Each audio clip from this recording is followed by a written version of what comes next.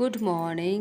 তো আজকে সকালে ব্রেকফাস্টের মেনু হচ্ছে ঘুগনি আর পরোটা। তো ঘুগনিটা আমি আগেই করে নিয়েছি, তারপরে পরোটাগুলো বেলে নিয়েছি।